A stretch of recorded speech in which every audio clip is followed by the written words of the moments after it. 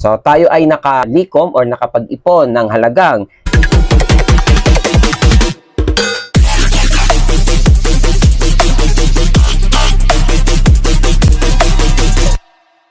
good morning mga kabuhay. Welcome sa ating panibagong vlog na ating gagawin. Una sa lahat, Happy New Year! So, January 1, 2026 na po. Ngayon po ay Season 2 na natin ng Ipon Challenge. So, palakpakan! Disclaimer lang po, hindi po ito pagmamayabang. Isa tong mamaraan ko para makapag-encourage sa inyo mga kabuhay. Ginawa natin tong Ipon Challenge dahil yun nga, wala tayong trabaho, wala tayong inaasahang 13 months. Last year, nakabuo tayo ng halagang 8,390.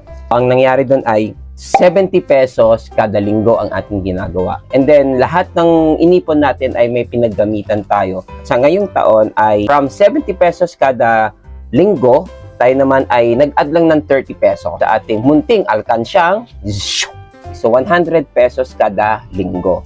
So, syempre, kung yun ay 100 pesos kada linggo, tayo ay makakabuo times 52 weeks. Makakabuo tayo ng 5,200 pesos. I-check natin mamaya and kukumputin natin kung magkano ang halaga. So, mga kabuhay, umpisahan na natin ang pagbubukas. So, let's go! Sinabi ng Diyos na kaya mo. Pag sinabi ng Diyos, kaya mo. Sinabi ng Diyos na kaya ko. Pag sinabi ng Diyos, kayang-kaya. Sinabi ng Diyos na kaya mo. Pag sinabi ng Diyos, kaya mo. Sinabi ng Diyos na kaya ko. Pag sinabi ng Diyos, kayang-kaya.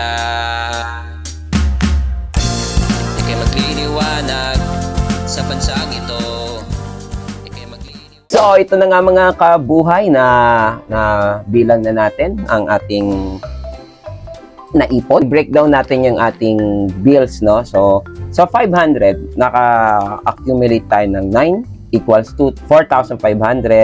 200 naman ay meron tayong isang bill. 100, naka-53 bills tayo neto. So, nagkakahalaga siya ng 5,300. At sa 50 pesos, nagkaroon tayo ng 24 bills.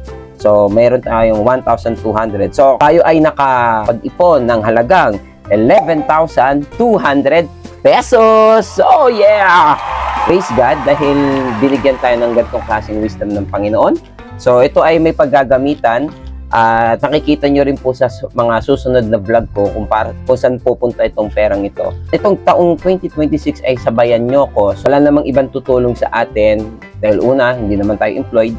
So, Panginoon lamang ang makakapagbigay din sa atin ng guidance at wisdom para magampanan natin yung mga dapat gampanan natin naman sa ating buhay. Yun lang naman mga kabuhay at maraming salamat sa pagtutok, pagsubaybay. Siyempre, subscribe nyo pa rin po ang aking YouTube channel, Jomsky Life. Pwede nyo rin ako makita sa aking personal account. At the same time, meron din po tayong Brew Life page, Brew Life Coffee. Available din yung TikTok natin, Brew Life Coffee. So, yun lang mga kabuhay. And glory to God talaga sa mga gantong wisdom na ipinagkaloob niya sa atin. So mga kabuhay, para sa sunod nating update, see you and God bless. Babush!